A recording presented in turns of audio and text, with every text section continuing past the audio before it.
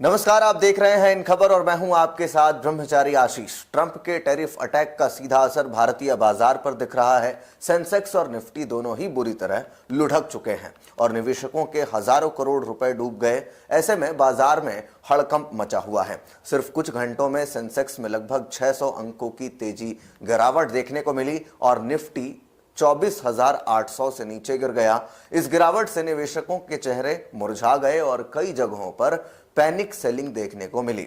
इसी के साथ विशेषज्ञों का कहना है कि डोनाल्ड ट्रंप की नई टैरिफ पॉलिसी से ग्लोबल मार्केट्स पर भी दबाव बढ़ा है और भारतीय इक्विटी भी इससे अछूती नहीं रही।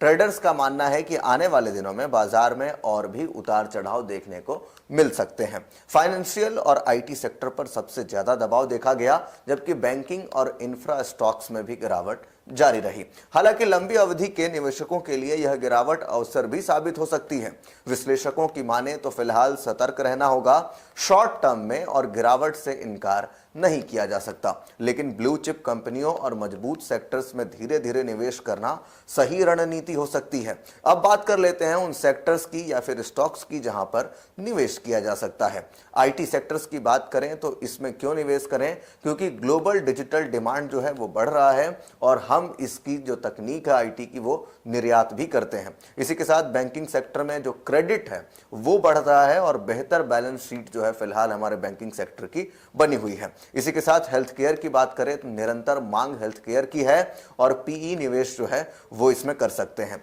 इंफ्रा की बात करें तो निर्माण सरकारी निवेश की वजह से इसमें भी एक रिकवरी के चांसेस हैं, जिसकी वजह से आप इंफ्रा में इन्वेस्ट कर सकते हैं। इसी के साथ रिन्यूएबल्स की बात करें तो ईएसजी ट्रेंड और ऊर्जा संक्रमण पर भी आप अपने पैसे लगा सकते हैं। अब इसी के साथ आपको बता देते हैं कि ब्लू चिप्स में क्यों इन्वेस्ट करें, क्योंकि स्थिरता और लंबी अवधि, इसी के साथ कम वेटेलिटी इसमें देखने को मिली है। तो ऐसे में साफ है कि ट्रंप के टैरिफ अटैक ने भारतीय शेयर बाजार को हिलाकर रख दिया है। अब देखना यह होगा कि आने वाले दिनों में निवेशकों की रणनीति क्या रहती है और सरकार इस संकट से निपटने के लिए क्या कदम उठाती है। मगर आप क्या सोचते हैं, क्या ट्रंप की यह रणनीति सफलतापूर्वक कहीं ना कहीं भारत पर असर डाल पाएगी या फिर आगे चल करके ये धराशायी हो जाएगा? आपका जो राय है कमेंट बॉक्स में जरूर लिखें। बाकी के अपडेट्स के लिए देखते रहिए इन खबर। धन्यवाद।